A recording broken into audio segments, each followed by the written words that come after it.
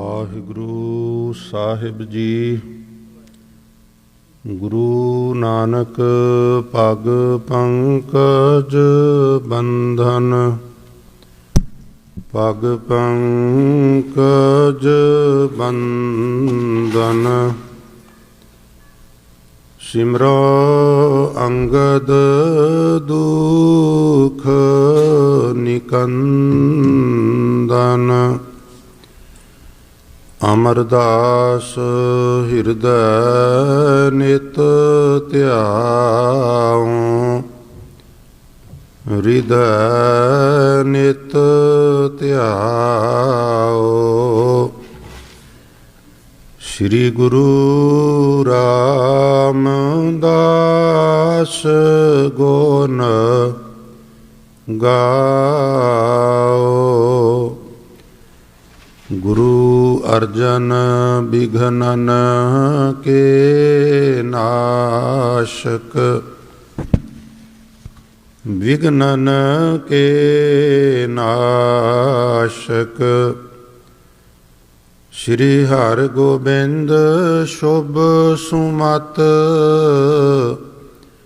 ਪ੍ਰਕਾਸ਼ਕ, ਸ਼੍ਰੀ ਹਰਿ ਰਾਇ ਨਮੋ ਕਰ ਜੋਰੀ, ਨਮੋ ਕਰ ਜੋਰੀ। ਸ਼੍ਰੀ ਹਰਿ ਕ੍ਰਿਸ਼ਨ ਮਨਾਏ ਬਹੋਰੀ, ਤੇਗ ਬਹਾਦਰ ਪਰਮ ਕਿਰਪਾਲਾ, ਪਰਮ ਕਿਰਪਾਲਾ। ਸ੍ਰੀ ਗੁਰੂ ਗੋਬਿੰਦ ਸਿੰਘ ਬਿਸਾਲਾ, ਧਰੋਂ ਧਰਾ ਪਰ ਪੁੰਨ ਪੁੰਨ ਸੀਸਾ, ਪੁੰਨ ਪੁੰਨ ਸੀਸਾ। ਬੰਦੋਂ ਬਾਰ ਬਾਰ ਜਗਦੀਸ਼ਾ, ਇਸ ਮਹਿ ਅੰਮ੍ਰਿਤ ਗਿਆਨ ਹੈ, ਮਾਣਕ ਭਗਤ ਬੈਰਾਗ। ਸ੍ਰੀ ਗੁਰੂ ਗ੍ਰੰਥ ਸਾਹਿਬ ਉਦਦ, ਬੰਦੋਂ ਕਰ ਅਨੁਰਾਗ। ਏਕ ਓੰਕਾਰਾ ਸਤਿਗੁਰੂ, ਤੈਂ ਪ੍ਰਸਾਦ ਸਚ ਹੋਏ। ਵਾਹਿਗੁਰੂ ਜੀ ਕੀ ਫਤਿਹ। ਵਿਘਨ ਵਿਨਾਸ਼ਨ ਸੋਇ, ਵਾਹਿਗੁਰੂ ਜੀ ਕੀ ਫਤਿਹ। ਵਿਘਨ ਵਿਨਾਸ਼ਨ ਸੋਇ। ਸਤਨਾਮ ਸ਼੍ਰੀ ਵਾਹਿਗੁਰੂ ਸਾਹਿਬ ਜੀ। ਦਸहों ਗੁਰਨ ਕੀ ਕਰੁਣਾ ਪਾਈ, ਦਸहों ਗੁਰਨ ਕੀ ਕਥਾ ਬਨਾਈ। ਪੁਨ ਪੁਨ ਧਰ ਪਰ ਧਰ ਧਰ ਸਿਰ ਕੋ, ਬੰਦਨ ਕਰੋ ਪ੍ਰੇਮ ਕਰ ਉਰ ਕੋ। ਦਸहों ਗੁਰਨ ਕੀ ਕਰੁਣਾ ਪਾਈ, ਦਸहों ਗੁਰਨ ਕੀ ਕਥਾ ਬਨਾਈ। ਵਾਹਿਗੁਰੂ ਜੀ ਕਾ ਖਾਲਸਾ, ਵਾਹਿਗੁਰੂ ਜੀ ਕੀ ਫਤਿਹ। ਗੁਰੂ ਸੰਗਤ ਜੀ, ਗੁਰੂ ਫਤਿਹ ਦਾ ਜਵਾਬ ਨਿਹਾਇਤ ਢਿੱਲਾ ਆਇਆ ਹੈ।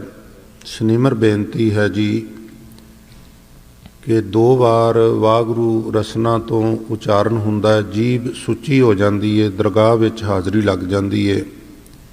ਇਸ ਵਾਸਤੇ ਸਾਰਿਆਂ ਦੀ ਹੀ ਚਰਨਾਂ ਵਿੱਚ ਸਨਿਮਰ ਬੇਨਤੀ ਹੈ ਵੀ ਪਿਆਰ ਨਾਲ ਫਤਿਹ ਗੱਜ ਕੇ ਬੁਲਾਓ। ਵਾਹਿਗੁਰੂ ਜੀ ਕਾ ਖਾਲਸਾ, ਵਾਹਿਗੁਰੂ ਜੀ ਕੀ ਫਤਿਹ। ਫਤਿਹ। ਪਰਮ ਸਨਮਾਨਯੋਗ ਗੁਰਤਾ ਗੱਦੀ ਤੇ ਬਿਰਾਜਮਾਨ ਦਸਾਂ ਹੀ ਪਾਤਸ਼ਾਹੀਆਂ ਦੀ ਜੋਤ ਸ੍ਰੀ ਗੁਰੂ ਗ੍ਰੰਥ ਸਾਹਿਬ ਜੀ ਦੀ ਪਵਿੱਤਰ ਹਜ਼ੂਰੀ ਵਿੱਚ ਬਿਰਾਜਮਾਨ ਬਹੁਤ ਸਨਮਾਨਯੋਗ ਗੁਰੂ ਰੂਪ ਸਾਧ ਸੰਗਤ ਜੀ, ਬਹੁਤ ਵਡਭਾਗੇ ਹੋ ਗੁਰੂ ਚਰਨਾਂ ਵਿੱਚ ਬਿਰਾਜ ਕੇ ਗੁਰਬਾਣੀ ਦੇ ਮਨੋਹਰ ਕੀਰਤਨ ਸਰਵਣ ਕਰਕੇ ਆਪਣੀ ਜ਼ਿੰਦਗੀ ਦੇ ਕੁਝ ਲਮਹੇ ਕਾਮਯਾਬ ਕਰਨ ਦਾ ਅਤਿਅੰਤ ਸ਼ਲਾਘਾਯੋਗ ਪ੍ਰਯਤਨ ਆਪ ਕਰ ਰਹੇ ਸੋ।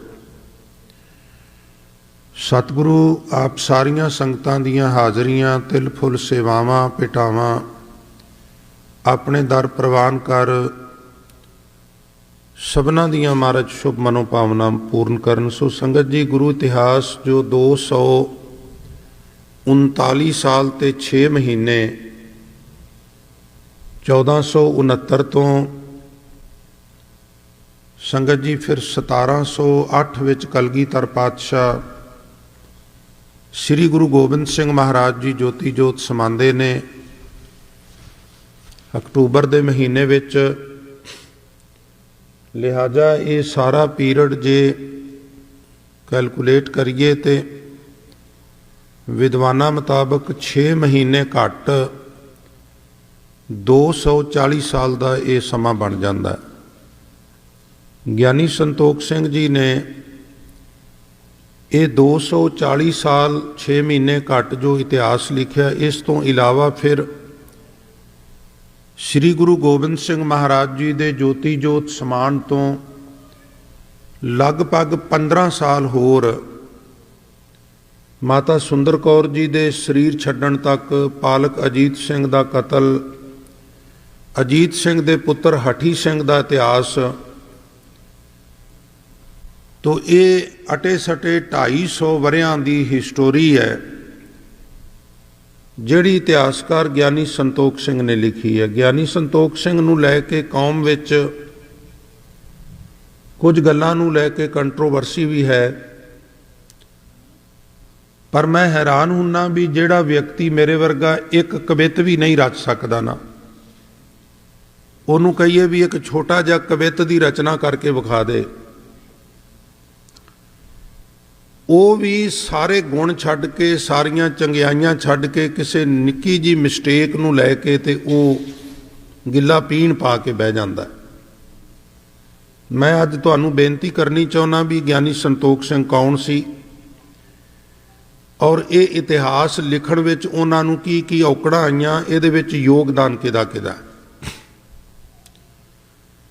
ਮਾਝੇ ਦੀ ਧਰਤੀ, ਡਿਸਟ੍ਰਿਕਟ ਸ੍ਰੀ ਅੰਮ੍ਰਿਤਸਰ ਸਾਹਿਬ ਦੇ ਇੱਕ ਛੋਟੇ ਜਿਹੇ ਪਿੰਡ ਨੂੰ ਬਿਲੋਂਗ ਕਰਦੇ ਨੇ ਗਿਆਨੀ ਸੰਤੋਖ ਸਿੰਘ ਜੀ, ਜਿੱਥੇ ਉਹਨਾਂ ਦਾ ਜਨਮ ਹੋਇਆ ਸੀ। ਅੱਜ ਕੱਲ੍ਹ ਉੱਥੇ ਛੋਟਾ ਜਿਹਾ ਗੁਰਦੁਆਰਾ ਸਾਹਿਬ ਬਣਿਆ ਹੋਇਆ। ਪਰਿਵਾਰ ਵਿੱਚ ਸਿੱਖੀ ਸੀ, ਲਿਹਾਜ਼ਾ ਗਿਆਨੀ ਸੰਤੋਖ ਸਿੰਘ ਬਚਪਨ ਵਿੱਚ ਹੀ ਕਵਿਤਾਵਾਂ ਲਿਖਣ ਲੱਗ ਪਏ ਸਨ। ਇਹ ਜ਼ਮਾਨਾ ਹੈ ਜਦੋਂ ਗੁਰੂ ਕੀ ਸੰਗਤ ਸਤਲੁਜ ਤੋਂ ਉਸ ਪਾਸੇ ਸ਼ੇਰੇ ਪੰਜਾਬ ਮਹਾਰਾਜਾ ਰਣਜੀਤ ਸਿੰਘ ਦਾ ਰਾਜ ਸੀ। ਸਤਲੁਜ ਦੇ ਇਸ ਪਾਸੇ ਕੁਝ ਬੈਲਟ ਅੰਗਰੇਜ਼ਾਂ ਕੋਲ ਸੀ, ਲੁਧਿਆਣਾ ਡਿਸਟ੍ਰਿਕਟ ਤੇ ਕੁਝ ਹੋਰ ਇਲਾਕੇ, ਔਰ ਥੋੜ੍ਹਾ ਜਿਹਾ ਹੋਰ ਅੱਗੇ ਚਲੇ ਜਾਈਏ ਤੇ ਇਹ ਫਿਰ ਰਿਆਸਤਾਂ ਸਿੱਖ ਸ਼ੁਰੂ ਹੋ ਜਾਂਦੀਆਂ ਸਨ। ਪਟਿਆਲਾ ਰਿਆਸਤ, ਨਾਭਾ ਰਿਆਸਤ, ਸੰਗਰੂਰ ਰਿਆਸਤ, ਜੀਂਦ ਰਿਆਸਤ ਤੇ ਕੈਥਲ ਰਿਆਸਤ, ਇਹ ਵੀ ਸਿੱਖ ਰਾਜ ਸੀ। ਉਧਰ ਸ਼ੇਰੇ ਪੰਜਾਬ ਮਹਾਰਾਜਾ ਰਣਜੀਤ ਸਿੰਘ ਦਾ ਅਟਕ ਤੱਕ ਰਾਜ ਸੀ ਤੇ ਵਿਚਕਾਰ ਥੋੜ੍ਹਾ ਜਿਹਾ ਭੂਗੋਲਿਕ ਪ੍ਰਸਥਿਤੀਆਂ ਪੱਖੋਂ ਇਲਾਕਾ ਅੰਗਰੇਜ਼ਾਂ ਕੋਲ ਸੀ। ਲੁਧਿਆਣੇ ਦਾ ਬਾਕੀ ਜਗ੍ਹਾ ਨਾਲੋਂ ਜ਼ਿਆਦਾ ਡਿਵੈਲਪ ਹੋ ਜਾਣ ਦਾ ਵੀ ਇਹੀ ਕਾਰਨ ਸੀ ਵੀ ਉਹਨਾਂ ਨੇ ਉਦੋਂ ਆਪਣੀ ਤਕਨੀਕ ਨਾਲ ਨਵੇਂ ਹਸਪੀਟਲ, ਮੈਡੀਕਲ ਕਾਲਜ ਇਤਿਆਦਿਕ ਲੁਧਿਆਣੇ ਵਿੱਚ ਈਜਾਦ ਕੀਤੇ। ਵੈਸੇ ਵੀ ਲੁਧਿਆਣੇ ਨੂੰ ਵਸਾਉਣ ਵਾਲੇ ਰਾਇਲ ਲੋਕ ਸਨ। ਲੋਧੀਆਂ ਨੇ ਇਹ 2 ਹੀ ਨਗਰ ਵਸਾਏ ਸਨ, ਇੱਕ ਸੁਲਤਾਨਪੁਰ ਲੋਧੀ ਤੇ ਦੂਸਰੇ ਦਾ ਨਾਮ ਉਹਨਾਂ ਨੇ ਲੋਧੀਆਣਾ ਰੱਖਿਆ ਸੀ, ਜੋ ਫਲੋ ਵਿੱਚ ਕਹਿਣ ਕਰਕੇ ਫਿਰ ਲੁਧਿਆਣੇ ਵਿੱਚ ਰੂਪਾਂਤਰਿਤ ਹੋ ਗਿਆ। ਸੋ ਮੈਂ ਗਿਆਨੀ ਸੰਤੋਖ ਸਿੰਘ ਦੇ ਸੰਬੰਧ ਵਿੱਚ ਕੁਝ ਇਨਫੋਰਮੇਸ਼ਨ ਤੁਹਾਡੇ ਨਾਲ ਸਾਂਝੀ ਕਰਨੀ ਚਾਹੁੰਦਾ। ਗਿਆਨੀ ਸੰਤੋਖ ਸਿੰਘ ਛੋਟੀ ਉਮਰ ਵਿੱਚ ਹੀ ਕਵਿਤਾਵਾਂ ਰਚਣ ਲੱਗ ਪਿਆ ਸੀ ਤੇ ਦਰਬਾਰ ਸਾਹਿਬ ਦੇ ਹੈੱਡ ਗ੍ਰੰਥੀ ਹੁੰਦੇ ਸਨ ਗਿਆਨੀ ਸੰਤ ਸਿੰਘ ਜੀ। ਇਹ ਉਹਨਾਂ ਦੇ ਸ਼ਾਗਿਰਦ ਸਨ ਤੇ ਦਮਦਮੀ ਟਕਸਾਲ ਨੂੰ ਬਿਲੋਂਗ ਕਰਦੇ ਸਨ। ਇਤਿਹਾਸਕਾਰ ਗਿਆਨੀ ਸੰਤੋਖ ਸਿੰਘ ਦਮਦਮੀ ਟਕਸਾਲ ਨੂੰ ਬਿਲੋਂਗ ਕਰਦੇ ਸਨ ਤੇ ਖਾਸ ਇਹਨਾਂ ਤੇ ਅਸਰ ਸੀ ਗਿਆਨੀ ਸੰਤ ਸਿੰਘ ਜੀ ਹੈੱਡ ਗ੍ਰੰਥੀ ਸੱਚਖੰਡ ਸ੍ਰੀ ਹਰਿਮੰਦਰ ਸਾਹਿਬ ਦਾ। ਪਰਿਵਾਰ ਵਿੱਚ ਸਿੱਖੀ ਸੀ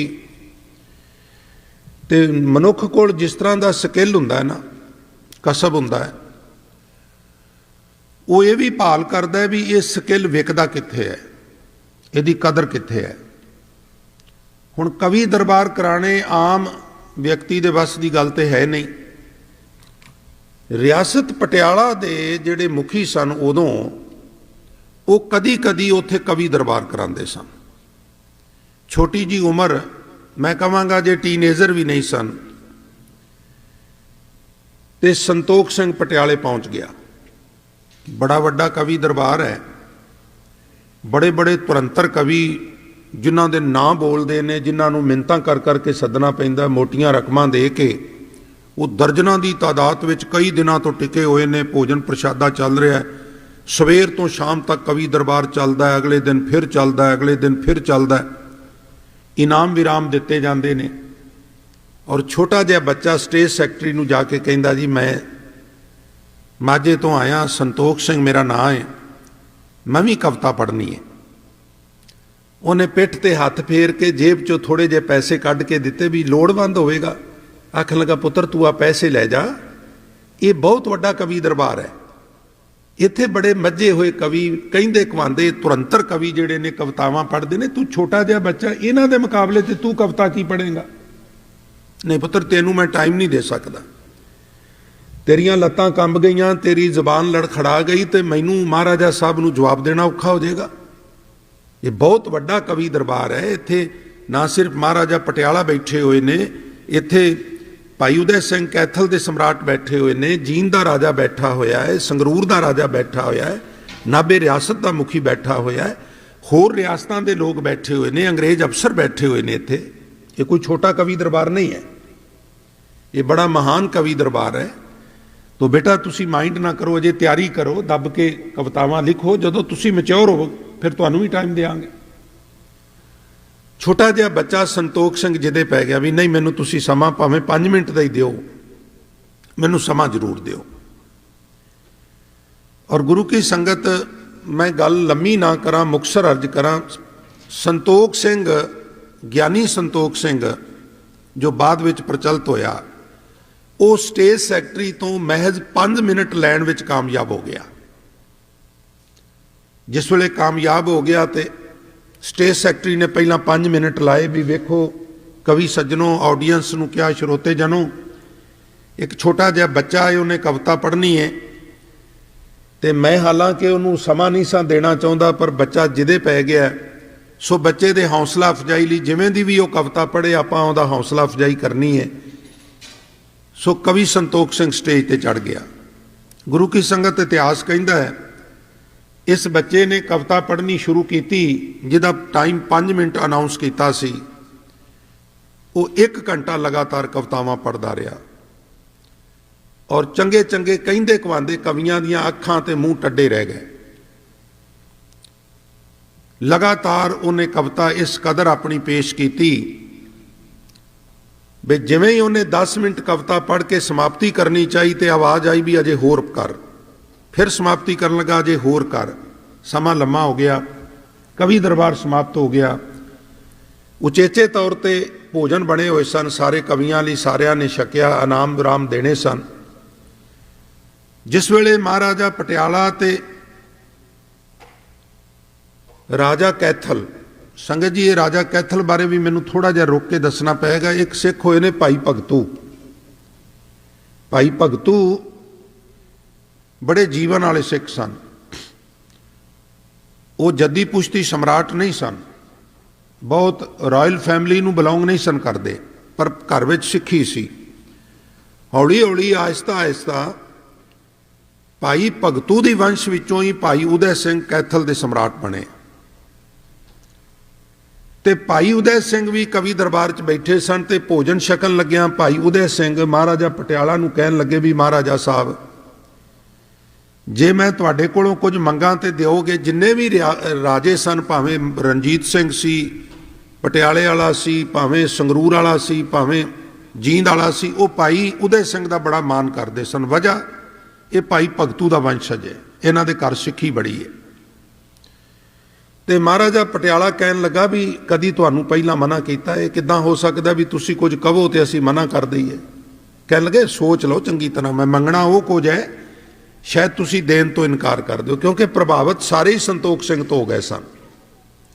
ਉਸੇ ਕਵੀ ਦਰਬਾਰ ਵਿੱਚ ਹੀ ਮਹਾਰਾਜਾ ਪਟਿਆਲਾ ਨੇ ਰਾਜ ਕਵੀ ਦਾ ਦਰਜਾ ਦੇ ਦਿੱਤਾ ਸੀ ਸੰਤੋਖ ਸਿੰਘ ਨੂੰ, ਵੀ ਤੁਸੀਂ ਜਾਓਗੇ ਨਹੀਂ, ਤੁਸੀਂ ਇੱਥੇ ਹੁਣ ਪਰਮਾਨੈਂਟ ਰਹੋਗੇ, ਰੋਜ਼ ਕਵਿਤਾਵਾਂ ਸੁਣਾਓਗੇ, ਤੁਹਾਡੀ ਅਕਾਮੋਡੇਸ਼ਨ, ਤੁਹਾਡਾ ਖਾਣ ਪਾਨ, ਤੁਹਾਡੇ ਖਰਚੇ, ਤੁਹਾਡੇ ਐਸ਼ਵਰਜ ਦਾ ਸਾਰਾ ਪ੍ਰਬੰਧ ਜਿਹੜੀ ਹੈ ਰਿਆਸਤ ਕਰੇਗੀ।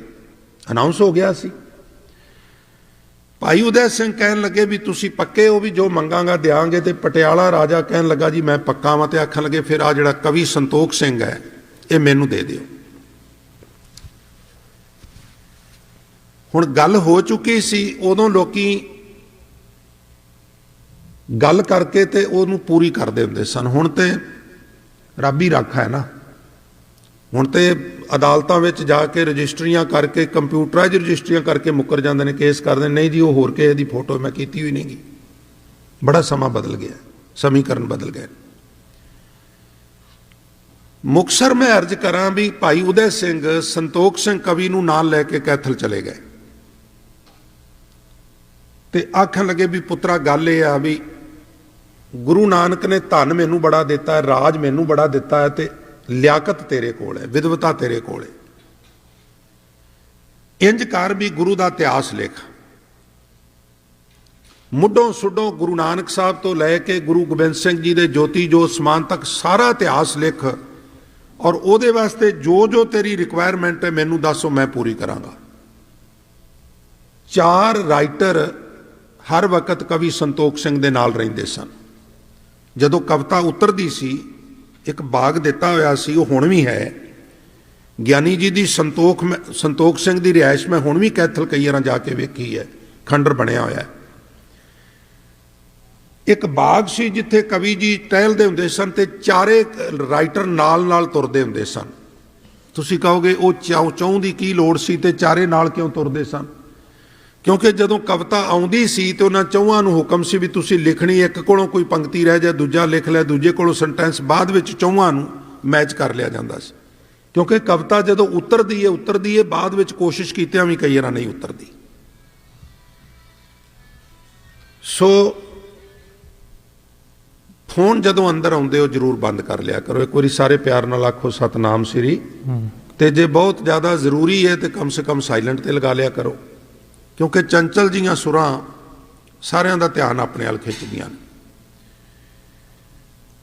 ਸੋ ਭਾਈ ਸਾਹਿਬ, ਭਾਈ ਸੰਤੋਖ ਸਿੰਘ ਜੀ ਦੀ ਸਾਰਾ ਇੰਤਜ਼ਾਮ ਜਿਹੜਾ ਸੀ ਕੈਥਲ ਦੇ ਰਾਜੇ ਨੇ ਕੀਤਾ। ਆਲੀਸ਼ਾਨ ਬੰਗਲਾ ਦਿੱਤਾ, ਨੌਕਰ ਦਿੱਤੇ, ਰਾਈਟਰ ਦਿੱਤੇ, ਕਾਗਜ਼ ਦਿੱਤੇ, ਸ਼ਾਹੀਆਂ ਦਿੱਤੀਆਂ, ਕਲਮ ਦਿੱਤੀ, ਔਰ ਹੁਕਮ ਸੀ ਐਲਕਾਰਾਂ ਨੂੰ ਵੀ ਮੇਰੀ ਗੈਰ ਹਾਜ਼ਰੀ ਵਿੱਚ ਵੀ ਸੰਤੋਖ ਸਿੰਘ ਜੋ ਕਹੇ ਬਿਨਾਂ ਮੈਨੂੰ ਪੁੱਛੇ ਇਹਨੂੰ ਦੇ ਦੇਣਾ, ਤਾਂ ਕਿ ਇਤਿਹਾਸ ਲਿਖਣ ਵਿੱਚ ਅੜਿੱਕਾ ਨਾ ਲੱਗੇ। ਹੁਣ ਸਾਡੀ ਕਮਿਊਨਿਟੀ 'ਚ ਪੜ੍ਹਨ ਦਾ ਝੱਸ ਨਾ ਮਾਤਰ ਹੈ ਹੀ ਨਹੀਂਗਾ। ਸਭ ਤੋਂ ਪਹਿਲਾ ਗ੍ਰੰਥ ਲਿਖਿਆ ਗਿਆਨੀ ਜੀ ਨੇ ਗਰਭ ਗੰਜਨੀ, ਗੱਗਾ ਰਾਰਾ ਬੱਬਾ ਗਰਭ ਗੰਜਨੀ, ਇਹ ਉਹ ਗ੍ਰੰਥ ਹੈ ਜਿਹੜਾ ਇਹਨੂੰ ਧਿਆਨ ਨਾਲ ਪੜ੍ਹੇਗਾ, ਸਮਝੇਗਾ, ਉਹਦਾ ਅਹੰਕਾਰ ਗੰਜਿਆ ਜਾਏਗਾ, ਉਹਦਾ ਅਹੰਕਾਰ ਖਤਮ ਹੋ ਜਾਏਗਾ। ਉਹ ਸੀ ਜਪਜੀ ਸਾਹਿਬ ਦੀ ਕਥਾ। ਇਹ ਗਿਆਨੀ ਸੰਤੋਖ ਸਿੰਘ ਨੇ ਉਹਨਾਂ ਜ਼ਮਾਨਿਆਂ 'ਚ ਲਿਖੀ। ਤੇ ਹੁਣ ਸਾਡੀ ਕਮਿਊਨਿਟੀ ਦੀ ਗੱਲ ਛੱਡੋ, ਸਾਡੇ ਦੇ ਬਾਲੇ ਕਥਾਵਾਚਕਾਂ ਨੂੰ ਨਹੀਂ ਪਤਾ ਵੀ ਗਿਆਨੀ ਸੰਤੋਖ ਸਿੰਘ ਨੇ ਵੀ ਜਪਜੀ ਦੀ ਕਥਾ ਕੀਤੀ ਹੈ, ਪਤਾ ਹੀ ਕੋਈ ਨਹੀਂਗਾ। YouTube ਤੇ ਜਾਣਾ ਹੈ, 2-4 ਕਥਾ ਸੁਣਨੀਆਂ ਨੇ ਪ੍ਰਸਿੱਧ ਵਿਅਕਤੀਆਂ ਦੀਆਂ, ਉਹਨੂੰ ਮਿਕਸ ਮੁਕਸ ਜਿਹਾ ਕਰਕੇ ਸੁਣਾ ਕੇ ਗਾਂ ਪਾਰ ਜਾਣਾ। ਖੈਰ, ਮੇਰਾ ਇਹ ਦਾਵਾ ਕਦਾਚਿਤ ਨਹੀਂ ਵੀ ਮੈਂ ਕੋਈ ਅਥਾਰਟੀ ਹਾਂ ਤੇ ਮੈਂ ਬਹੁਤ ਜ਼ਿਆਦਾ ਵਿਦਵਾਨ ਹਾਂ, ਪਰ ਜਦੋਂ ਤੱਕ ਕਿਸੇ ਮੂਲ ਗ੍ਰੰਥ ਦਾ ਮੁਤਾਲਿਆ ਨਾ ਕੀਤਾ ਹੋਵੇ ਉਹਦੇ ਵਿੱਚੋਂ ਕੋਈ ਘਟਨਾ ਸੁਣਾਉਣ ਦਾ ਸਵਾਦ ਨਹੀਂ ਆਉਂਦਾ। ਗਿਆਨੀ ਸੰਤੋਖ ਸਿੰਘ ਨੇ ਸਭ ਤੋਂ ਪਹਿਲਾਂ ਗਰਭਗੰਜਨੀ ਗ੍ਰੰਥ ਲਿਖਿਆ। ਫਿਰ ਉਹਨਾਂ ਨੇ 4 ਜਿਲਦਾਂ ਵਿੱਚ ਸ੍ਰੀ ਗੁਰੂ ਨਾਨਕ ਦੇਵ ਮਹਾਰਾਜ ਸੱਚੇ ਪਾਤਸ਼ਾਹ ਦਾ ਇਤਿਹਾਸ ਲਿਖਿਆ। ਸੰਗਤ ਜੀ, ਇਸ ਤੋਂ ਇਲਾਵਾ ਉਹਨਾਂ ਨੇ ਹੋਰ ਵੀ ਕਈ ਗ੍ਰੰਥ ਲਿਖੇ। ਭਾਈ ਉਦੈ ਸਿੰਘ ਕੈਥਲ ਪੱਤ ਦੇ ਕਹਿਣ ਦੇ ਉੱਤੇ ਉਹਨਾਂ ਨੇ ਬਾਲਮੀਕੀ ਰਾਮਾਇਣ ਦਾ ਪੰਜਾਬੀ ਵਿੱਚ ਉਤਾਰਾ ਵੀ ਕੀਤਾ ਤੇ ਸਰਲ ਅਰਥ ਵੀ ਕੀਤੇ। ਉਹ ਵੀ ਬਹੁਤ ਵੱਡਾ ਵਿਸਥਾਰ ਵਾਲਾ ਗ੍ਰੰਥ ਹੈ। ਬੜਾ ਲੰਬਾ ਸਮਾਂ ਉਹ ਕਰਦੇ ਰਹੇ, ਪਰ ਜਿਹੜੇ ਰਾਈਟਰ ਸਨ ਨਾਲ ਲਿਖਣ ਵਾਲੇ, ਉਹ ਦੈਵਨਿਤ ਬ੍ਰਾਹਮਣ ਸਨ। ਔਰ ਬ੍ਰਾਹਮਣ ਉਦਣ ਤੋਂ ਦੁਖੀ ਸੀ ਜਿੱਦਣ ਗੁਰੂ ਨਾਨਕ ਨੇ ਉਹਦਾ ਹੱਥ ਫੜ ਕੇ ਕਿਹਾ ਸੀ ਵੀ ਜੇ ਜਨੇਊ ਨਾਲ ਜੀਵਨ ਸਫਲ ਹੁੰਦਾ ਹੈ ਤੇ ਮੇਰੀ ਭੈਣ ਮੇਥੋਂ 5 ਵਰੇ ਵੱਡੀ ਹੈ, ਪਹਿਲਾਂ ਨਾਨਕੀ ਨੂੰ ਪਾਓ। ਤੇ ਬ੍ਰਾਹਮਣ ਕਹਿਣ ਲੱਗਾ ਉਹ ਇਸਤਰੀ ਹੈ, ਜਨੇਊ ਨਹੀਂ ਪਾ ਸਕਦੀ। ਤੇ ਹਜ਼ੂਰ ਕਹਿਣ ਲੱਗੇ ਮੇਰਾ ਬੇਲੀ ਹੈ ਮਰਦਾਨਾ, ਫਿਰ ਉਹਨੂੰ ਪਾ ਦਿਓ। ਕਹਿਣ ਲੱਗੇ ਉਹ ਸ਼ੂਦਰ ਹੈ, ਨਹੀਂ ਪਾ ਸਕਦਾ। ਤੇ ਹਜ਼ੂਰ ਨੇ ਕਿਹਾ ਜਿਹੜਾ ਜਨੇਊ ਇਸਤਰੀ ਵੀ ਨਹੀਂ ਪਾ ਸਕਦੀ, ਸ਼ੂਦਰ ਵੀ ਨਹੀਂ ਪਾ ਸਕਦਾ, ਮੈਂ ਵੀ ਨਹੀਂ ਪਾਣਾ। ਬ੍ਰਾਹਮਣ ਉਦਣ ਤੋਂ ਹੀ ਸਿੱਖੀਜ਼ਮ ਤੋਂ ਦੁਖੀ ਸੀ। ਗੁਰੂ ਕੀ ਸੰਗਤ, ਇਹਨਾਂ 4 ਰਾਈਟਰਾਂ ਨੇ ਕਿਤੇ ਕਿਤੇ ਸ੍ਰੀ ਗੁਰਪ੍ਰਤਾਪ ਸੂਰਜ ਗ੍ਰੰਥ ਵਿੱਚ ਕੁਝ ਅਖੇਪਕ ਗੱਲਾਂ ਛੋਟੀਆਂ-ਮੋਟੀਆਂ ਲਿਖਣ ਦਾ ਵੀ ਯਤਨ ਕੀਤਾ ਤੇ ਉਹ ਕਾਮਯਾਬ ਵੀ ਹੋ ਗਏ। ਸਮੇਂ ਦਾ ਪਹੀਆ ਆਪਣੀ ਚਾਲੇ ਚੱਲਦਾ ਰਿਹਾ। ਇਹ ਸਾਰੇ ਇਤਿਹਾਸ ਨੂੰ ਲਿਖਣ ਲੱਗਿਆਂ ਬਹੁਤ ਸਾਰਾ ਖਰਚ ਆਇਆ। ਆਧਾਰ ਬਣਾਇਆ ਗਿਆਨੀ ਜੀ ਨੇ ਮਹਿਮਾ ਪ੍ਰਕਾਸ਼ ਨੂੰ। ਮਹਿਮਾ ਪ੍ਰਕਾਸ਼ ਗ੍ਰੰਥ ਦੇ ਰਾਈਟਰ ਨੇ ਬਾਬਾ ਸਰੂਪ ਦਾਸ ਜੀ ਪੱਲਾ। ਇਹ ਸ੍ਰੀ ਗੁਰੂ ਅਮਰਦਾਸ ਮਹਾਰਾਜ ਜੀ ਦੇ 6ਵੇਂ 7ਵੇਂ 8ਵੇਂ ਥਾਂ ਤੇ ਜਾ ਕੇ ਉਹਨਾਂ ਦੇ ਵੰਸ਼ਜ ਨੇ। ਬਾਬਾ ਸਰੂਪ ਦਾਸ ਜੀ ਪੱਲਾ 2 ਉਹਨਾਂ ਦੇ ਮਹਿਮਾ ਪ੍ਰਕਾਸ਼ ਨੇ, ਇੱਕ ਵਾਰਤਕ ਹੈ ਤੇ ਇੱਕ ਕਾਵ ਰੂਪ 'ਚ ਹੈ, ਇੱਕ ਗੱਦ 'ਚ ਹੈ, ਇੱਕ ਪਦ 'ਚ ਹੈ। ਮਹਿਮਾ ਪ੍ਰਕਾਸ਼ ਨੂੰ ਆਧਾਰ ਬਣਾਇਆ ਗਿਆਨੀ ਸੰਤੋਖ ਸਿੰਘ ਨੇ। ਇਸ ਤੋਂ ਇਲਾਵਾ ਕੁਝ ਜਨਮ ਸਾਖੀਆਂ ਲਿਆ ਕੇ ਰੱਖੀਆਂ। ਔਰ ਇਸ ਤੋਂ ਇਲਾਵਾ ਉਹ ਕੀ ਕਰਦੇ ਸਨ ਵੀ ਜਿੱਥੇ ਜਿੱਥੇ ਵੀ ਉਹਨਾਂ ਨੂੰ ਪਤਾ ਲੱਗਦਾ ਸੀ ਉੱਥੇ ਸੀਨੇ ਬਸੀਨੇ ਜਾ ਕੇ ਉਹ ਪਤਾ ਕਰਦੇ ਸਨ ਕਿ ਇਹ ਘਟਨਾਕ੍ਰਮ ਕਿਵੇਂ ਹੋਇਆ ਸੀ, ਕਿਸ ਤਰ੍ਹਾਂ ਹੋਇਆ ਸੀ। ਬਹੁਤ ਸਾਰੇ ਲੋਕ ਇਸ ਤਰ੍ਹਾਂ ਦੇ ਗਿਆਨੀ ਜੀ ਨੂੰ ਮਿਲ ਗਏ ਜਿਨ੍ਹਾਂ ਨੇ ਇਤਿਹਾਸ ਨੂੰ ਸੀਨੇ ਬਸੀਨੇ ਆਪਣੇ ਵੱਡਿਆਂ ਤੋਂ ਸਰਵਣ ਕੀਤਾ ਸੀ। ਇਸ ਕੰਮ ਵਿੱਚ ਭਾਰੀ ਭਰਕਮ ਖਰਚ ਆਉਂਦਾ ਸੀ, ਲਿਹਾਜ਼ਾ ਗਿਆਨੀ ਜੀ ਨੂੰ ਕੈਥਲ ਦੇ ਰਾਜੇ ਉਦੈ ਸਿੰਘ ਨੇ ਇਹ ਸਾਰੀਆਂ ਸੁਵਿਧਾਵਾਂ ਦਿੱਤੀਆਂ ਹੋਈਆਂ ਸਨ। ਔਰ ਫਿਰ ਗੁਰੂ ਕੀ ਸੰਗਤ, ਬੜਾ ਲੰਬਾ ਸਮਾਂ ਲੱਗਾ, ਬੜੀ ਮਿਹਨਤ ਹੋਈ, ਬੜਾ ਖਰਚ ਹੋਇਆ ਤੇ ਗਿਆਨੀ ਸੰਤੋਖ ਸਿੰਘ ਸ੍ਰੀ ਗੁਰਪ੍ਰਤਾਪ ਸੂਰਜ ਗ੍ਰੰਥ ਨੂੰ ਮੁਕੰਮਲ ਕਰਨ ਵਿੱਚ ਕਾਮਯਾਬ ਹੋ ਗਏ। ਗ੍ਰੰਥ ਤਿਆਰ ਹੋਇਆ। ਇਹ ਉਹ ਸਮਾਂ ਹੈ ਜਦੋਂ ਈਸਟ ਇੰਡੀਆ ਕੰਪਨੀ ਰਾਹੀਂ ਸਭ ਤੋਂ ਪਹਿਲਾਂ ਅੰਗਰੇਜ਼ਾਂ ਨੇ ਬੰਗਾਲ ਤੇ ਕਬਜ਼ਾ ਕੀਤਾ। ਫਿਰ ਅੱਗੇ ਉਹਨਾਂ ਦਾ ਦੂਸਰੇ ਨੰਬਰ ਤੇ ਟੀਪੂ ਸੁਲਤਾਨ ਨਾਲ ਪੇਚਾ ਪਿਆ। ਫਿਰ ਉਧਰੋਂ ਹੌਲੀ ਹੌਲੀ ਉਹ ਵੱਧਦੇ ਜਦੋਂ ਇਹ ਇਤਿਹਾਸ ਸੰਪੰਨ ਹੋਇਆ ਉਦੋਂ ਤੱਕ ਫਰੰਗੀ ਕੈਥਲ ਪਹੁੰਚ ਚੁੱਕੇ ਸਨ। ਉਹ ਮਾਰ ਕੱਟ ਰਿਆਸਤ ਤੇ ਕਬਜ਼ਾ ਕਰਨਾ ਔਰ ਸਰਕਾਰੀ ਮੁਲਾਜ਼ਮਾਂ ਨੂੰ ਗ੍ਰਿਫਤਾਰ ਕਰਨ ਦਾ ਮੰਜ਼ਰ ਗਿਆਨੀ ਸੰਤੋਖ ਸਿੰਘ ਨੇ ਆਪਣੀ ਅੱਖੀਂ ਸਾਰਾ ਡਿੱਠਾ। ਸੋ ਜਿੱਦਣ ਗ੍ਰੰਥ ਤਿਆਰ ਹੋਇਆ ਉਸ ਦਿਨ ਗਿਆਨੀ ਸੰਤੋਖ ਸਿੰਘ ਨੇ ਸੇਵਾਦਾਰ ਤਿਆਰ ਕੀਤੇ। ਰਾਜਾ ਉਦੈ ਸਿੰਘ ਤੋਂ ਆਗਿਆ ਲਈ, ਰੱਥ ਤਿਆਰ ਹੋਇਆ। ਆਖਣ ਲੱਗੇ ਨਹੀਂ, ਰੱਥ ਤੇ ਨਹੀਂ ਜਾਣਾ। ਕਮਰ ਕੱਸਾ ਕਰ ਲਿਆ, ਜੋੜਾ ਪੈਰਾਂ ਵਿੱਚੋਂ ਲਾਹ ਲਿਆ। ਇੱਕੋ ਹੀ ਜਿਲਤ ਹੁੰਦੀ ਸੀ ਉਦੋਂ, ਸਾਰੀ ਭਾਰੀ ਜਿਲਤ ਸੀ ਕਿਉਂਕਿ ਹੱਥ ਨਾਲ ਲਿਖੀ ਸੀ, ਅੱਖਰ ਦੂਰ ਦੂਰ ਲਿਖੇ ਜਾਂਦੇ ਨੇ, ਵਜਨ ਸੀ ਗ੍ਰੰਥ ਦਾ। ਨੰਗੇ ਪੈਰੀ ਇਹ ਗੁਰੂ ਕਾ ਇਤਿਹਾਸਕਾਰ ਸਿਰ ਦੇ ਉੱਤੇ ਇਤਿਹਾਸ ਚੁੱਕ ਕੇ ਤੇ ਕੈਥਲ ਤੋਂ ਪੈਦਲ ਮੰਜ਼ਲਾ ਮਾਰਦਾ ਹੋਇਆ ਸ੍ਰੀ ਅੰਮ੍ਰਿਤਸਰ ਸਾਹਿਬ ਪਹੁੰਚਾ ਤੇ ਪੰਥ ਨੂੰ ਉੱਥੇ ਸਮਰਪਿਤ ਕਰਕੇ, ਕੌਮ ਜੀ ਇਹ ਤੁਹਾਡੀ ਅਮਾਨਤ ਹੈ। ਮੇਥੋਂ ਗੁਰੂ ਨਾਨਕ ਸਾਹਿਬ ਸੱਚੇ ਪਾਤਸ਼ਾਹ ਨੇ ਜਿਹੜੀ ਸੇਵਾ ਲੈਣੀ ਸੀ ਉਹ ਲੈ ਲਈਏ। ਮੈਂ ਆਪਣੇ ਵੱਲੋਂ ਸਿਧਾਂਤਕ ਪੱਖ ਨੂੰ ਤੇ ਭਾਵਨਾਤਮਕ ਪੱਖ ਨੂੰ ਮੁੱਖ ਰੱਖ ਕੇ ਲਿਖਿਆ ਇਤਿਹਾਸ, ਪਰ ਫਿਰ ਵੀ ਭੁੱਲਣ ਅੰਦਰ ਸਭ ਕੋ ਅਭੁੱਲ ਗੁਰੂ ਕਰਤਾਰ। ਮੇਥੋਂ ਭੁੱਲਾਂ ਵੀ ਹੋਈਆਂ ਹੋਣਗੀਆਂ। ਸੋ ਇਹ ਕੌਮ ਦਾ ਸਰਮਾਇਆ ਹੈ, ਇਹ ਤੁਸੀਂ ਪ੍ਰਾਪਤ ਕਰੋ। ਤੇ ਮੈਨੂੰ ਆਗਿਆ ਬਖਸ਼ਿਸ਼ ਕਰੋ। ਕੁਝ ਦਿਨ ਰਹੇ, ਗਿਆਨੀ ਜੀ ਦਾ ਮਾਨ ਸਨਮਾਨ ਕੀਤਾ ਗਿਆ। ਫਿਰ ਉੱਥੋਂ ਆਗਿਆ ਲੈ ਕੇ ਜਦੋਂ ਵਾਪਸ ਆਏ ਤੇ ਜਿਵੇਂ ਗਿਆਨੀ ਸੰਤੋਖ ਸਿੰਘ ਨੂੰ ਨਿਰੰਕਾਰ ਨੇ ਇਤਿਹਾਸ ਲਿਖਣ ਵਾਸਤੇ ਭੇਜਿਆ ਹੋਵੇ, ਅਜੇ ਚੰਦ ਦਿਨ ਹੀ ਕੈਥਲ ਵਾਪਸ ਪਰਤਿਆਂ ਨੂੰ ਹੋਏ ਸਨ ਤੇ ਆਪ ਜੀ ਪੰਜ ਭੂਤਕ ਸਰੀਰ ਛੱਡ ਕੇ ਅਕਾਲ ਚਲਾਣਾ ਕਰ ਗਏ ਤੇ ਅਕਾਲ ਪੁਰਖ ਦੇ ਚਰਨਾਂ ਵਿੱਚ ਜਾ ਬਰਾਜੇ। ਇਸ ਦਰਮਿਆਨ ਬਹੁਤ ਕੁਝ ਹੋਇਆ, ਬੜੀ ਗਰੀਬੀ ਵੀ ਵੇਖੀ, ਕਸ਼ਟ ਵੀ ਵੇਖੇ, ਕੈਥਲ ਦੀ ਰਿਆਸਤ ਵਿੱਚ ਐਸ਼ਵਰਜ ਵੀ ਭੁਗਤਿਆ। ਇੱਕ ਦਿਨ ਦੀ ਗੱਲ ਹੈ ਕਿ ਬਿਜਲੀ ਨਹੀਂ ਸੀ ਹੁੰਦੀ, ਸਵੇਰੇ ਅੰਮ੍ਰਿਤ ਵੇਲੇ ਉੱਠ ਕੇ ਇਸ਼ਨਾਨ ਕਰਨਾ ਸੀ ਤੇ ਰਾਤੀ ਨੌਕਰ ਦੁੱਧ ਦੇ ਬੜੇ ਸ਼ੌਕੀਨ ਸਨ, 2 3 4 ਮੱਝਾਂ ਵੱਖਰੀਆਂ ਰੱਖੀਆਂ ਹੋਈਆਂ ਨੌਕਰ ਦਿੱਤੇ ਹੋਏ ਸਨ, ਚੋ ਕੇ ਦੁੱਧ ਦੋਵੇਂ ਵੇਲੇ ਉਹ ਦੇ ਜਾਂਦੇ ਸਨ। ਵੱਡੀਆਂ ਵੱਡੀਆਂ ਬਾਲਟੀਆਂ, ਗੋਡੇ ਤੋਂ ਵੀ ਵੱਡੀਆਂ ਵੱਡੀਆਂ ਦੁੱਧ ਦੀ ਭਰ ਕੇ ਰੱਖੀ ਹੋਈ। ਹਨੇਰੇ ਵਿੱਚ ਨੌਕਰ ਪਾਣੀ ਦੇ ਭੁਲੇਖੇ ਦੁੱਧ ਦੀਆਂ 2 ਬਾਲਟੀਆਂ ਰੱਖ ਗਿਆ, ਦੁੱਧ ਨਾਲ ਹੀ ਇਸ਼ਨਾਨ ਕਰ ਲਿਆ। ਸਵੇਰੇ ਪਤਾ ਲੱਗਾ ਵੀ ਉਹ ਪਾਣੀ ਨਹੀਂ, ਉਹ ਤੇ ਦੁੱਧ ਸੀ, ਕੁਸਮੁਸੇ ਜਿਹੇ। ਤੇ ਧਰਮ ਪਤਨੀ ਨੂੰ ਕਹਿਣ ਲੱਗੇ, ਭਾਗਵਾਨ ਨੇ ਇਹ ਬੜਾ ਮਸ਼ਹੂਰ ਅਸੀਸ ਹੈ, ਦੂਧੋ ਨਹਾਓ ਪੂਤੋ ਫਲੋ। ਵੇਖ ਗੁਰੂ ਨਾਨਕ ਕਿੱਡਾ ਬੇਅੰਤ ਤੇ ਮੇਰੇ ਵਰਗੇ ਗਰੀਬ ਨੂੰ ਵੀ ਦੁੱਧ ਨਾਲ ਇਸ਼ਨਾਨ ਕਰਵਾ ਦਿੱਤਾ। ਇਸ ਤਰ੍ਹਾਂ ਦੇ ਕਈ ਉਤਰਾ ਚੜਾਏ ਘਟਨਾਕ੍ਰਮ ਵਾਪਰੇ। ਸੋ ਮੇਰੀ ਕਮਿਊਨਿਟੀ ਨੂੰ, ਪ੍ਰਚਾਰਕ ਵੀਰਾਂ ਨੂੰ ਇਸ ਨਿਮਰ ਬੇਨਤੀ ਹੈ, ਗੁਰਮਖੋ, ਅਨਮਤੀਆਂ ਪ੍ਰਚਾਰਕਾਂ ਕੋਲ ਜੋ ਮਟੀਰੀਅਲ ਹੈ ਉਹਦਾ ਕੋਈ ਤਰਕ ਨਹੀਂਗਾ, ਕੋਈ ਉਹਦਾ ਬੁਨਿਆਦ ਨਹੀਂਗੀ, ਮਿੱਥ ਹੈ ਸਾਰੀ। ਪਰ ਉਹ ਪ੍ਰਚਾਰਕ ਏਡੇ ਸਿਆਣੇ ਨੇ, ਉਹ ਉਹਨੂੰ ਬਿਲਕੁਲ ਯਥਾਰਥ ਬਣਾ ਕੇ ਪੇਸ਼ ਕਰ ਰਹੇ ਨੇ। ਔਰ ਗੁਰਮਖੋ, ਤੁਹਾਡੀ ਕੌਮ ਅਜੇ ਕੱਲ੍ਹ ਦੀਆਂ ਗੱਲਾਂ ਨੇ, ਕਿਤੇ ਨਾ ਮਾਤਰ ਛੋਟੀ ਮੋਟੀ ਜਿਹੜੀ ਮਿਸਟੇਕ ਹੈ ਉਹਨੂੰ ਤੁਸੀਂ ਇਸ ਕਦਰ ਐਕਸਪਲੇਨ ਕਰਦੇ ਹੋ ਕਿ ਸਾਰਾ ਸੂਪੜਾ ਹੀ ਸਾਫ਼ ਕਰ ਦਿੰਦੇ ਹੋ। ਇਸ ਵਾਸਤੇ ਸਾਡੇ ਕੋਲ ਕੋਈ ਸ੍ਰੀ ਗੁਰਪ੍ਰਤਾਪ ਸੂਰਜ ਗ੍ਰੰਥ ਦਾ ਬਦਲ ਨਹੀਂ ਹੈ ਪ੍ਰੋਪਰ।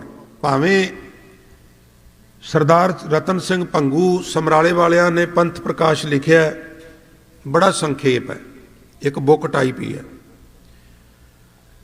ਗਿਆਨੀ ਗਿਆਨ ਸਿੰਘ ਦਾ ਪੰਥ ਪ੍ਰਕਾਸ਼ ਕੁਝ ਵਿਸਥਾਰ ਸਹਿਤ ਹੈ, ਪਰ ਸ੍ਰੀ ਗੁਰਪ੍ਰਤਾਪ ਸੂਰਜ ਗ੍ਰੰਥ ਦੇ ਮੁਕਾਬਲੇ ਨਿਹਾਇਤ ਛੋਟਾ ਹੈ।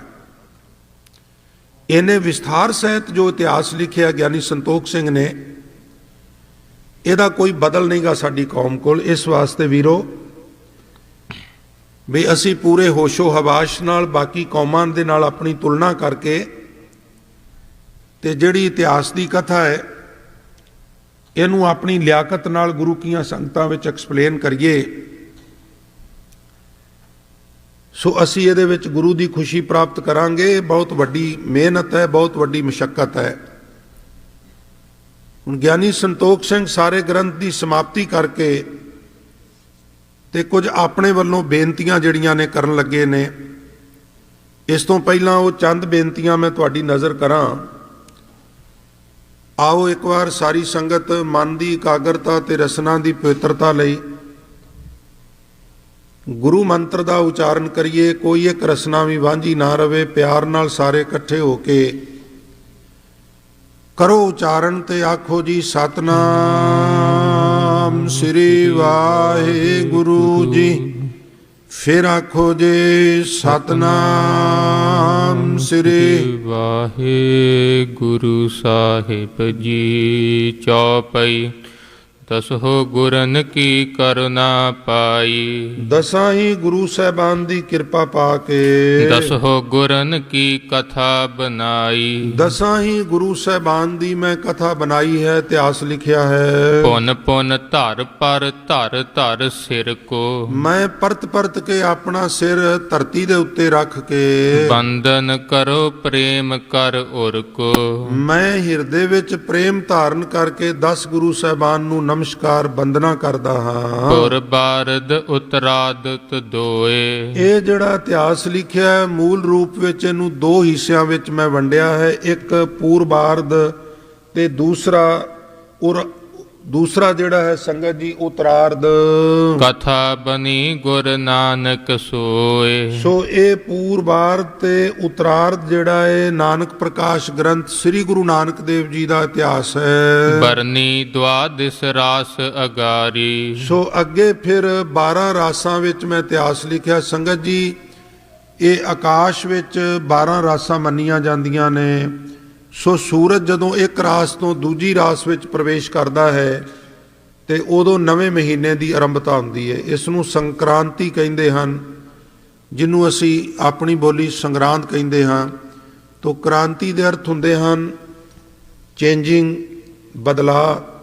ਗੇਤਰ ਸੱਸੇ ਦਾ ਅਰਥ ਹੈ ਵੀ ਚੰਗੀ ਕ੍ਰਾਂਤੀ, ਪਹਿਲਾਂ ਨਾਲੋਂ ਬੈਟਰ ਜਿਹੜਾ ਸਮਾਂ ਹੈ। ਸੋ 12 ਰਾਸਾਂ ਹਨ, ਇਸ ਲਈ 12 ਹੀ ਮਹੀਨੇ ਹਨ। ਇਹ ਵੀ ਬੇਨਤੀ ਕਰਦੇ ਹਾਂ, ਜੇ ਰਾਸਾਂ 11 ਹੁੰਦੀਆਂ ਤੇ ਮਹੀਨੇ 11 ਹੋਣੇ ਸਨ, ਰਾਸਾਂ 13 ਹੁੰਦੀਆਂ ਤੇ ਮਹੀਨੇ ਵੀ 13 ਹੀ ਹੋਣੇ ਸਨ। ਸੋ ਜਿਸ ਤਰ੍ਹਾਂ 12 ਮਹੀਨਿਆਂ ਵਿੱਚ ਵਰਸ਼ ਵੰਡਿਆ ਗਿਆ ਹੈ, ਇਸ ਤਰ੍ਹਾਂ ਗਿਆਨੀ ਜੀ ਨੇ ਫਿਰ ਇਤਿਹਾਸ ਨੂੰ 12 ਰਾਸਾਂ ਵਿੱਚ ਡਿਵਾਈਡ ਕਰਕੇ ਨਿਰੂਪਣ ਕੀਤਾ ਹੈ। ਨਵਮ ਗੁਰੂ ਲਗ ਕਥਾ ਸੁਧਾਰੀ। ਇਸ ਪ੍ਰਕਾਰ 9ਵੇਂ ਪਾਤਸ਼ਾਹ ਤੱਕ ਮੈਂ ਕਥਾ ਸੁਧਾਰੀ। ਖਟ ਰਿਤ ਜੁਗਤ ਬਨੇ ਜੁਗ ਐਨ। 2 ਐਨ ਬਣ ਗਏ ਤੇ 6 ਰੁੱਤਾਂ ਉਹਦੇ ਵਿੱਚ ਬਣਾਈਆਂ, ਕਿਉਂਕਿ ਸਾਡੇ ਦੇਸ਼ ਵਿੱਚ 6 ਰੁੱਤਾਂ ਪ੍ਰਸਿੱਧ ਹਨ। ਗਰਮੀ, ਸਰਦੀ, ਇਸੇ ਪ੍ਰਕਾਰ ਬਰਸਾਤ, ਚੌਮਾਸਾ, ਬਸੰਤ ਤੇ ਪਤਝੜ। ਸੋ 6 ਰੁੱਤਾਂ ਵਿੱਚ ਵੀ ਉਹਨੂੰ ਫਿਰ ਡਿਵਾਈਡ ਕੀਤਾ। ਜਿਸ ਤਰ੍ਹਾਂ ਸਾਲ ਦੇ ਵਿੱਚ 6 ਰੁੱਤਾਂ ਨੇ, ਇਸ ਤਰ੍ਹਾਂ ਫਿਰ ਕੁਝ ਹਿੱਸਾ 6 ਰੁੱਤਾਂ ਵਿੱਚ ਡਿਵਾਈਡ ਕਰ ਦਿੱਤਾ। ਸ਼੍ਰੀ ਗੋਬਿੰਦ ਸਿੰਘ ਗਾਥਾ ਐਨ। ਸੋ ਸ੍ਰੀ ਗੁਰੂ ਗੋਬਿੰਦ ਸਿੰਘ ਸਰਬੰਸਦਾਨੀ ਪਿਤਾ ਦੀ ਕਥਾ ਦੇ ਐਨ। ਭਏ ਪ੍ਰਕਰਨ ਸਰਬ ਕੇ 22। ਸੋ ਇਸ ਪ੍ਰਕਾਰ ਉਹ 22 ਪ੍ਰਕਰਨਾਂ ਵਿੱਚ ਮੈਂ ਸ੍ਰੀ ਗੁਰੂ ਗੋਬਿੰਦ ਸਿੰਘ ਜੀ ਦਾ ਇਤਿਹਾਸ ਲਿਖਿਆ। ਗਿਆਨੀ ਸੰਤੋਖ ਸਿੰਘ ਜੀ ਵਰਣਨ ਕਰ ਰਹੇ ਹਨ। 9 ਰਸ ਤੇ ਪੂਰਨ ਮਤ ਥਾਈ। ਸੋ ਫਿਰ ਇਸ ਕਥਾ ਵਿੱਚ ਮੈਂ 9 ਰਸਾਂ ਦਾ ਧਿਆਨ ਰੱਖਿਆ। ਉਹ 9 ਰਸ ਕੀ ਨੇ ਸੰਗਤ ਜੀ? ਹੁਣ ਤੇ ਅਲੋਪ ਹੁੰਦੇ ਜਾਂਦੇ ਨੇ। ਕਿਉਂ ਤੇ ਇੱਕ ਤੇ ਸੰਗਤ ਵਿੱਚ ਉਸ ਤਰ੍ਹਾਂ ਕਥਾ ਸੁਣਨ ਦੀ ਪਰੰਪਰਾ ਨਹੀਂ ਜਿਸ ਤਰ੍ਹਾਂ ਹੁੰਦੀ ਸੀ। ਉਹ ਕਿਸ ਤਰ੍ਹਾਂ ਹੁੰਦੀ ਸੀ? ਸੋ ਕਥਾ ਦੀ ਆਰੰਭਤਾ ਵੇਲੇ ਸੰਗਤ ਨੇ ਆ ਜਾਣਾ, ਤੋ ਜਿਸ ਵੇਲੇ ਕਥਾ ਦੀ ਫਤਿਹ ਗਜਾਣੀ ਫਿਰ ਸੰਗਤ ਨੇ ਉੱਠ ਕੇ ਜਾਣਾ। ਹੁਣ ਇੱਥੇ ਸਮੀਕਰਨ ਡਿਫਰੈਂਟ ਨੇ, ਕਿਸੇ ਕੋਲ ਕਦੋਂ ਟਾਈਮ ਹੈ, ਕਿਸੇ ਕੋਲ ਕਦੋਂ ਹੈ, ਕਿਸੇ ਨੂੰ ਭੱਜ ਨੱਸ ਹੈ। ਸੋ ਕੋਈ 10 ਮਿੰਟ ਬੈਠਦਾ, ਕੋਈ 20 ਮਿੰਟ ਬੈਠਦਾ, ਇਕਾਗਰਤਾ ਨਹੀਂ ਬਣਦੀ। ਸੋ 9 ਰਸ ਕਿਹੜੇ ਹੁੰਦੇ ਸਨ? ਕਥਾ ਕਰਦਿਆਂ ਕਰਦਿਆਂ ਇਸ ਤਰ੍ਹਾਂ ਦਾ ਬਚਨ ਕਰਨਾ ਵੀ ਸੰਗਤ ਨੇ ਵਿਰਾਗ ਵਿੱਚ ਆ ਜਾਣਾ, ਅੱਖਾਂ ਵਿੱਚ ਅਥਰੂ ਆ ਜਾਣੇ। ਕਥਾ ਕਰਦਿਆਂ ਕਰਦਿਆਂ ਕੋਈ ਬਚਨ ਇਸ ਤਰ੍ਹਾਂ ਦਾ ਛੱਡ ਦੇਣਾ ਵੀ ਸੰਗਤ ਨੇ ਹੱਸ ਪੈਣਾ। ਕਥਾ ਕਰਦਿਆਂ ਕਰਦਿਆਂ ਕੋਈ ਇਸ ਤਰ੍ਹਾਂ ਦਾ ਪ੍ਰਸੰਗ ਸੁਣਾ ਦੇਣਾ ਵੀ ਸੰਗਤ ਨੇ ਵੀਰ ਰਸ ਵਿੱਚ ਆ ਜਾਣਾ, ਜੋਸ਼ ਵਿੱਚ ਆ ਜਾਣਾ। ਇਸੇ ਪ੍ਰਕਾਰ ਇਹ ਕੁੱਲ ਮਿਲਾ ਕੇ 9 ਰਸ ਬਣਦੇ ਹਨ। ਹੁਣ ਨਾ ਮੈਨੂੰ ਖਿਮਾ ਕਰ ਦੇਣਾ, ਕਿਤੇ ਗੁੱਸਾ ਨਾ ਕਰ ਲੈਣਾ, ਨਾ ਉਸ ਤਰ੍ਹਾਂ ਦਾ ਆਡੀਅנס ਹੈ, ਨਾ ਉਸ ਤਰ੍ਹਾਂ ਦਾ ਕੋਈ ਸਰੋਤਾ ਹੈ, ਸਾਮੀਨ ਹੈ, ਤੇ ਕੋਈ 5 ਕੁ 6 ਕੁ ਕਥਾਵਾਚਕ ਕੌਮ ਵਿੱਚ ਛੱਡ ਕੇ ਨਾ ਹੀ ਕੋਈ ਉਸ ਤਰ੍ਹਾਂ ਦਾ ਕਥਾਵਾਚਕ ਹੈ। ਫੇਸਬੁੱਕ ਹੀ ਇਹ ਕਥਾਵਾਚਕ ਨੇ, YouTube ਹੀ ਇਹ ਕਥਾਵਾਚਕ ਨੇ, ਸੋ WhatsApp ਵਾਲੇ ਕਥਾਵਾਚਕ ਨੇ। ਥੋੜ੍ਹਾ ਬਹੁਤਾ ਸ਼ੋਸ਼ਾ ਛੱਡ ਦਿੱਤਾ 30 ਸੈਕਿੰਡ ਦਾ, 40 ਸੈਕਿੰਡ ਦਾ, ਕੋਈ ਇਸ ਤਰ੍ਹਾਂ ਕੋਈ ਸਨਸਨੀਖੇਜ ਜੀ ਗੱਲ ਕਰਕੇ ਉਹਨੂੰ ਫਿਰ ਵਿਊਜ਼ ਮਿਲ ਜਾਂਦੇ ਨੇ, ਉਹ ਫਿਰ ਅਕਾਊਂਟ 'ਚ ਮਾਇਆ ਆ ਜਾਂਦੀ ਹੈ। ਤੋ ਇੱਦਾਂ ਦਾ ਕੋਈ ਸਿਲਸਿਲਾ ਬਣ ਗਿਆ, ਵਪਾਰ ਟਾਈਪ। ਸੋ ਉਹ ਜਿਹੜੀ ਪ੍ਰੋਪਰ ਕਥਾ ਜਿੱਦਾਂ ਹੁੰਦੀ ਸੀ, ਉਹਦੇ ਵਿੱਚ ਜਿਹੜੇ 9 ਰਸ ਪੇਸ਼ ਕੀਤੇ ਜਾਂਦੇ ਸਨ, ਆਡੀਅנס ਉਹਦਾ ਆਨੰਦ ਲੈਂਦੇ ਸਨ, ਉਹ ਕਰੀਬ ਕਰੀਬ ਅਲੋਪ ਹੋ ਗਏ ਹਨ।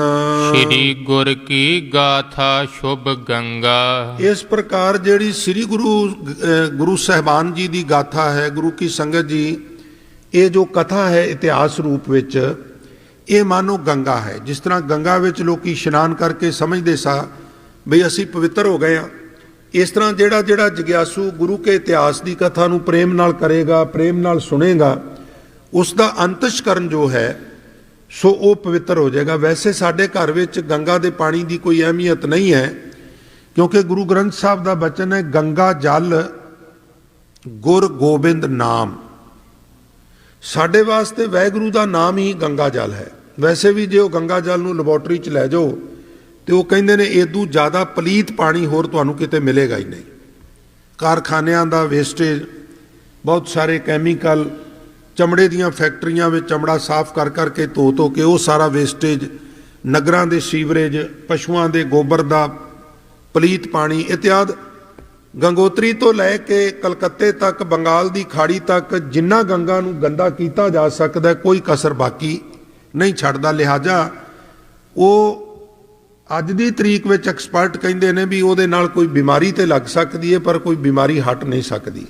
ਲਿਹਾਜ਼ਾ ਸਾਨੂੰ ਹੁਕਮ ਹੈ ਗੰਗਾ ਜਲ ਗੁਰ ਗੋਬਿੰਦ ਨਾਮ ਸਾਫ ਸੁਥਰੇ ਜਲ ਨਾਲ ਇਸ਼ਨਾਨ ਕਰੀਏ, ਚੰਗੇ ਸ਼ੈਂਪੂ ਚੰਗੇ ਸਾਬਣ ਵਰਤੀਏ ਔਰ ਗੁਰੂ ਕੀ ਸੰਗਤ ਜੀ ਅੰਤਸ਼ਕਰਨ ਨੂੰ ਪਵਿੱਤਰ ਕਰਨ ਵਾਸਤੇ ਅਸੀਂ ਗੁਰੂ ਦਾ ਨਾਮ ਜਪੀਏ। ਛੰਦ ਉਮੰਗ ਉਤੰਗ ਤਰੰਗਾ, ਜਿਸ ਵਿੱਚ ਛੰਦ ਰੂਪੀ ਉੱਚੀਆਂ ਲਹਿਰਾਂ।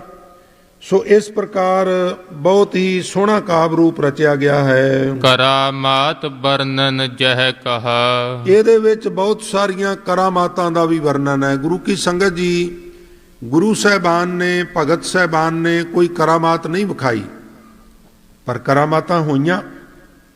ਇਹ ਦੋਵੇਂ ਗੱਲਾਂ ਕਿਵੇਂ ਹੋ ਗਈਆਂ ਇਹ ਥੋੜਾ ਸਮਝਣਾ।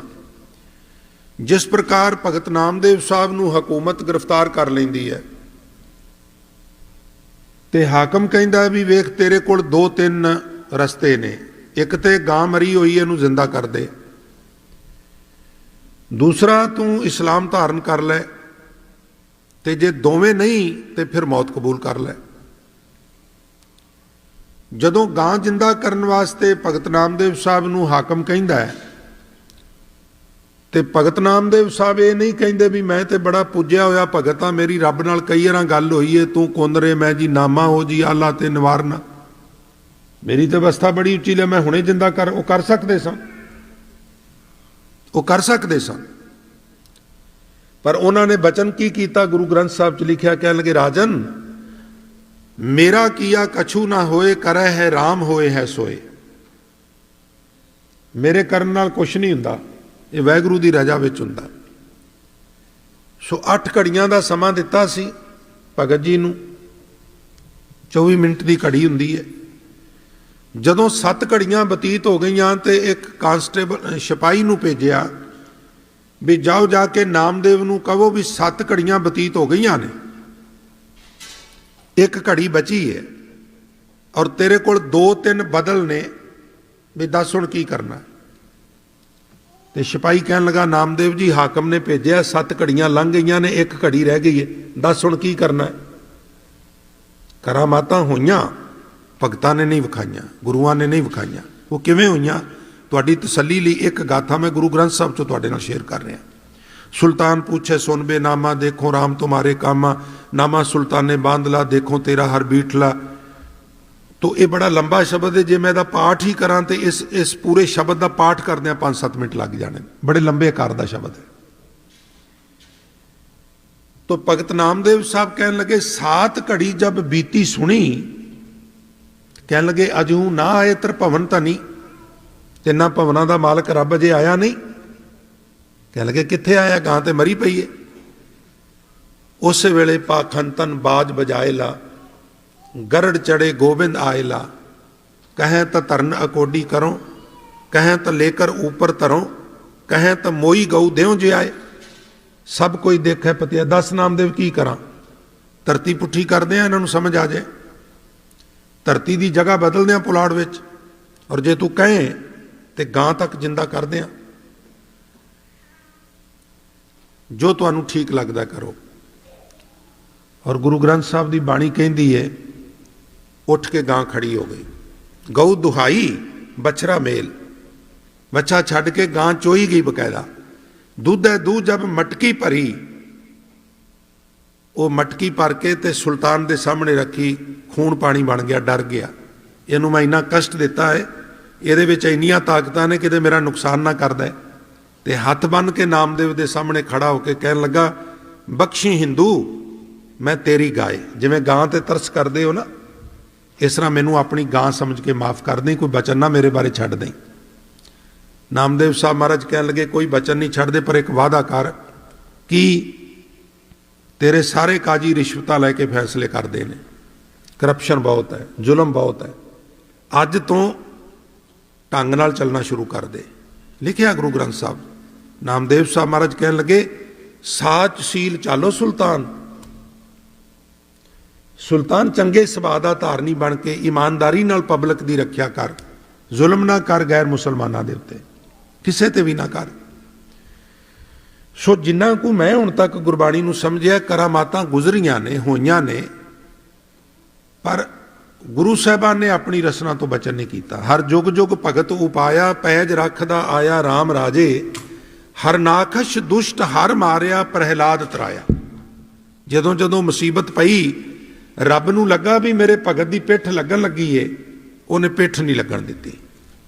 ਭਗਤਾਂ ਨੇ ਨਹੀਂ ਕਿਹਾ ਇੰਜ ਨਹੀਂ ਇੰਜ ਹੋ ਜਾਏ, ਪਰ ਰੱਬ ਨੇ ਪਿੱਠ ਨਹੀਂ ਲੱਗਣ ਦਿੱਤੀ। ਸੋ ਕਰਾਮਾਤ ਵਰਣਨ ਜੈ ਕਹਾ, ਇਹ ਗੰਭੀਰਤਾ ਧਾਰਤ ਮਹਾ। ਇਸ ਤਰ੍ਹਾਂ ਦੀ ਕਥਾ ਵਿੱਚ ਮੈਂ ਸਾਰੇ ਪ੍ਰਸੰਗ ਜਿਹੜੇ ਨੇ ਉਹ ਦਰਜ ਕੀਤੇ ਨੇ। ਸੋ ਗੁਰੂ ਕੀ ਸੰਗਤ ਕਥਾ ਵਿਚਾਰਾਂ, ਇਤਿਹਾਸਕ ਵਿਚਾਰਾਂ ਲਈ ਜੋ ਸਮਾਂ ਨਿਸ਼ਚਿਤ ਕੀਤਾ ਗਿਆ ਸਮਾਪਤ ਹੈ। ਲਿਹਾਜ਼ਾ ਮੈਂ ਗੁਰਮਤਿ ਇਤਿਹਾਸਕ ਵਿਚਾਰਾਂ ਨੂੰ ਇੱਥੇ ਸੰਕੋਚਨ ਦੀ ਆਪ ਜੀ ਤੋਂ ਆਗਿਆ ਚਾਹੁੰਦਾ ਹਾਂ। ਆਓ ਅੰਤਲੀਆਂ ਦੋ ਪੰਕਤੀਆਂ ਦਾ ਪਾਠ ਗੁਰੂ ਸਵਾਰਿਆਂ ਤੋਂ ਸਰਵਣ ਕਰਕੇ ਗੁਰੂ ਫਤਿਹ ਗਜਾਈਏ ਜੀ। ਕਰਾਮਾਤ ਵਰਣਨ ਜਹ ਕਹਾ, ਇਹੋ ਗੰਭੀਰਤਾ ਧਾਰਤ ਮਹਾ। ਵਾਹਿਗੁਰੂ ਜੀ ਕਾ ਖਾਲਸਾ, ਵਾਹਿਗੁਰੂ ਜੀ ਕੀ ਫਤਿਹ।